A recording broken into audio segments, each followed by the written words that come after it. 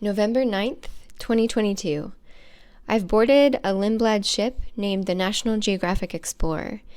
We spent the day sightseeing in town before meeting our ship that was docked in the harbor of Ushuaia, Argentina, Fin del Mundo, or the Edge of the Earth.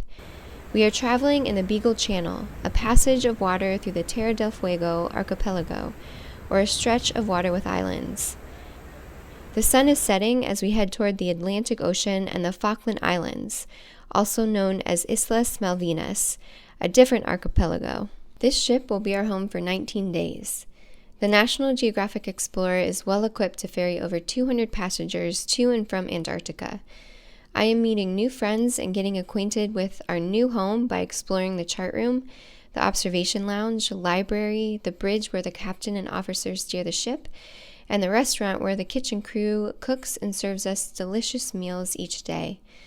Myself and 2 other Grosvenor teacher fellows are sleeping in the staff quarters near the bottom middle of the ship. The best place to be for someone like myself who gets seasick. We will live on this ship for 19 days while traveling to the Falkland Islands, or Islas Malvinas, South Georgia, and Antarctica. The travel was smooth throughout the night and all day on November 10th before reaching our first destination. While traveling, we were lucky to be accompanied by petrels and albatrosses flying all around the ship. November 11th was our first excursion. Before departing the ship on Zodiacs for land, we were briefed on protocol for hiking near wildlife. We were instructed to stay 15 feet away at all times, don't encircle an animal or get between its exit, no feeding animals, and in some places we traveled, no taking food at all. We made sure to follow these rules as we stayed on the path to minimize damage to plant and animal life. The Saunders Island, owned by a family who runs a sheep farm and tourist business. I met a striated caracara who almost landed on my head on our hike towards a colony of black-browed albatross who were nesting, soaring, and preening, or cleaning their feathers while they rested on a cliff edge. Their nests are made of mud and grass.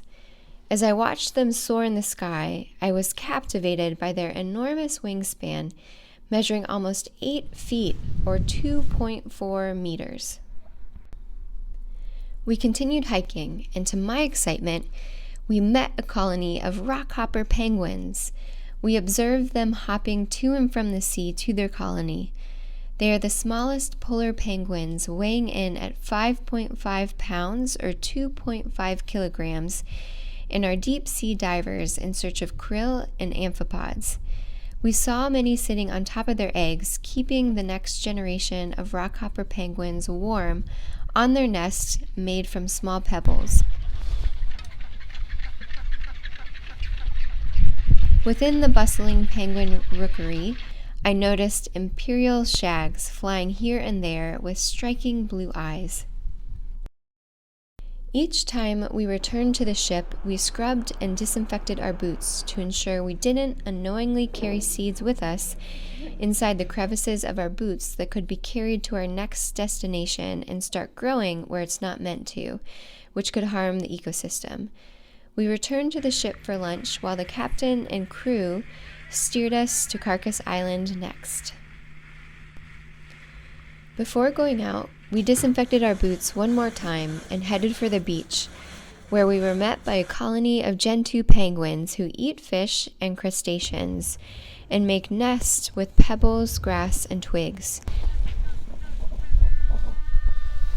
We came across underground burrows owned by Magellanic penguins.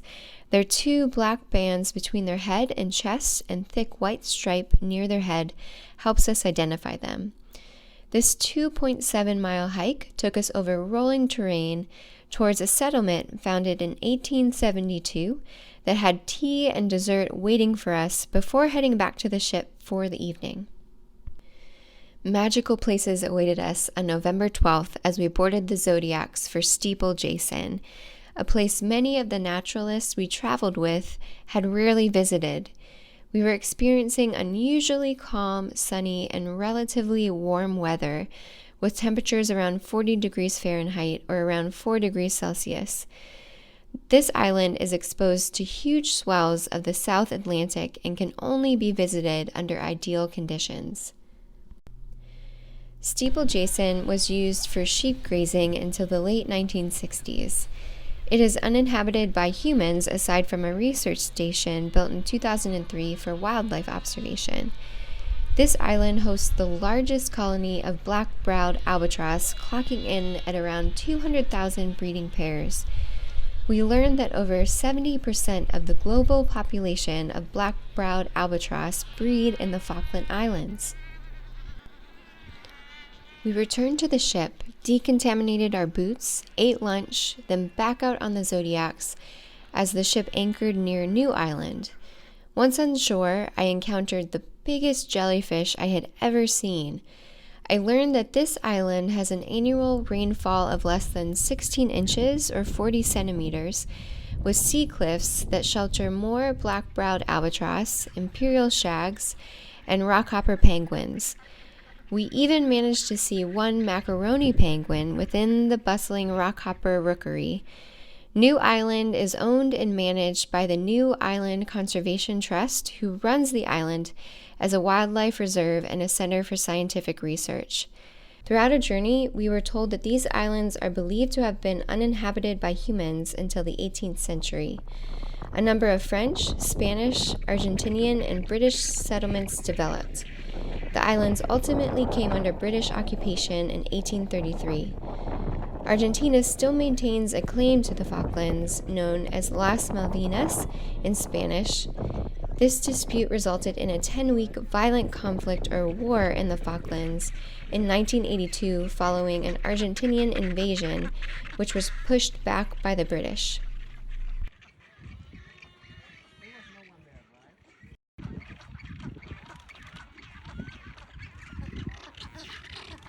We returned to the ship and had another smooth night of travel while we slept.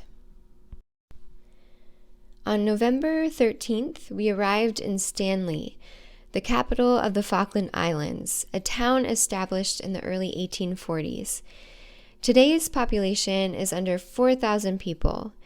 In comparison, Washington, D.C. has a population of over 700,000 people. I opted for a long hike to learn more about the Falklands War as we stopped at important historical sites among the landscape. For the next 2 days, we crossed over 700 nautical miles of the Scotia Sea to get to our next destination, South Georgia.